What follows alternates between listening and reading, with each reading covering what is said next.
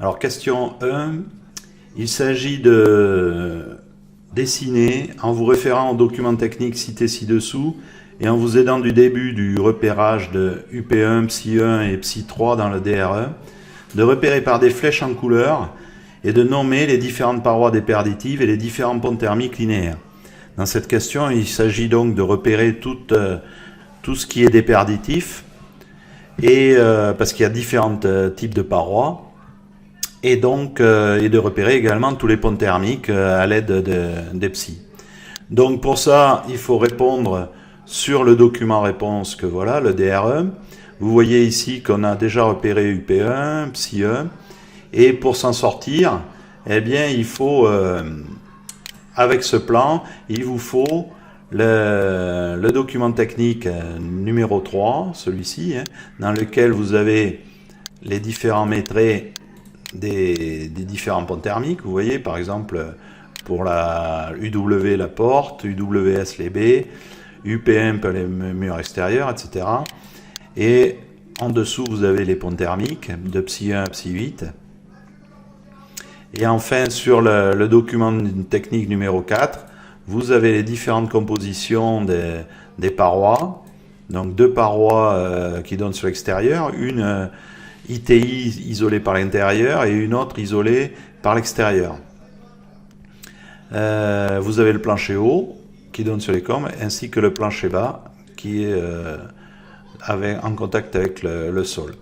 Et là en dessous, vous avez également certaines valeurs comme UWS, et puis vous avez également la porte, ici vous avez UW.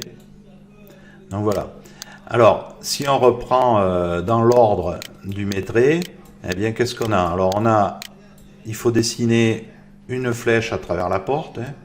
La porte, elle est ici, notamment au rez-de-chaussée. Vous avez UWS pour les baies, donc vous regardez toutes les fenêtres, une porte-fenêtre, et vous dessinez également la flèche. Alors, c'est toujours des flèches de l'intérieur vers l'extérieur, du chaud vers le froid. Puis ensuite, vous avez, alors UP1, c'est à travers toutes les parois opaques, que ce soit au rez-de-chaussée ou à l'étage. UP2, c'est le mur extérieur du rez-de-chaussée sur l'escalier. Alors, le mur extérieur, c'est celui-ci, vous voyez, pour l'escalier. Et vous pouvez également le retrouver également sur les coupes. Mais au rez-de-chaussée, c'est uniquement celui-ci. Donc ça, c'est UP2. UP3, c'est le plancher haut. Donc là, uniquement sur la coupe. Donc voilà, vous repérez le plancher haut. Ensuite, vous avez le plancher bas UE. Plancher bas. Ensuite, vous avez les angles. Alors, vous avez PSI1 pour les angles sortants. Bon, ben, il n'y a que des angles sortants. Il y en a 4. Donc, vous en avez déjà un qui est repéré. PSI2, l'intersection verticale du mur des chiffres du rez-de-chaussée. Donc ici, vous avez le mur des chiffres qui tient l'escalier. Là, vous avez un pont thermique qui s'appelle PSI2. Le PSI3, c'est le plancher intermédiaire. Donc, il est déjà noté ici sur la coupe. Le PSI4, plancher intermédiaire sur cage d'escalier. Donc, c'est de l'autre côté, c'est ici. Le PSI5, angle plancher haut du premier étage avec mur extérieur. Mais le plancher haut est ici, donc vous voyez, c'est l'intersection, toujours les ponts thermiques, c'est les intersections entre les parois, donc plancher haut et mur, notamment. Ensuite, le PSI6, c'est le seuil de la porte d'entrée. Donc voilà la porte d'entrée. L'angle du plancher bas rez-de-chaussée sur le mur, avec le mur non isolé. Donc le plancher bas est ici, le mur non isolé, c'est celui-ci, donc à l'intersection entre les deux parois.